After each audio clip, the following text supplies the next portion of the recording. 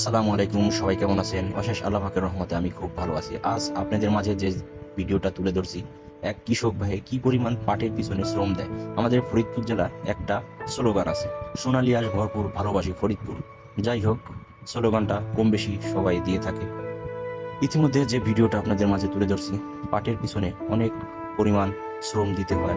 একটা সোনালী আঁশ বের করতে যে পরিমাণ প্রসেসে কাজ করতে হয়, কিছু অংশ আপনাদের মাঝে তুলে ধরার চেষ্টা করছি। আজ চকের মাঝামাঝি গিয়েছিলাম। চকের মাঝামাঝি পানি না থাকার কারণে প্রত্যেকটা কৃষক পাট না হয় রাস্তায় আনছে, না হয় চকের মাঝে অল্প পানিতেই পচানোর সিস্টেম প্রসেস করতেছে। যাই হোক, আপনারা আমাদের ভিডিওটা সম্পূর্ণ দেখবেন শেষ পর্যন্ত। ভিডিওর মজার একটা কথা আছে, এক বড় ভাই বলছে, কথাটা আশা করি সবাই দেখবেন, শুনবেন। কৃষক ভাইরা কি পরিমাণ শ্রম দেয় দেখুন আপনারা তার নিজের চোখে। একজন ব্যবসায়ী যদি বুঝতো কৃষকের এত পরিমাণ শ্রম, তাহলে কোনো সময় কোনো ক্রমে কোনো কিছুতে সিন্ডিকেট থাকতো না আশা করি।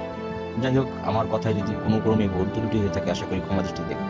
আমাদের ভিডিওটা যদি ভালো লাগে অবশ্যই লাইক কমেন্ট শেয়ার করবেন, এমনকি শেয়ার করে আমাদের পাশে সব সময় থাকবেন, আগে পিছে সকল ভিডিও দেখবেন। সবাই ভালো থাকবেন, দেখুন আমাদের ভিডিও। খাটায়, বাড়ি মাঝি খাটায়, পাটে খাটায়, সব খাটায়। আর একটা বিয়ে করবো, কোনো কাজ করবো না, আজকে খাবো, স্বাধীন হয়ে গেল।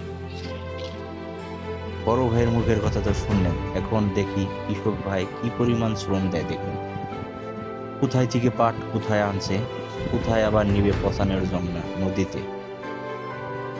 সোনালী আঁশ বের করতে যে পরিমাণ শ্রম দেয়, সেটা একজন সাধারণ মানুষ দেখলে অবাক হবে যে একটা সোনালী আঁশ বের করতে কত পরিমাণে না শ্রম দিতে হয়। দেখুন, এই তো সোনালী আঁশ রেডিমেড আমরা দেখি, কিন্তু অনেক পরিমাণ শ্রম দিতে। যাই হোক, ভালো থাকবেন, সুস্থ থাকবেন, আল্লাহ হাফেজ।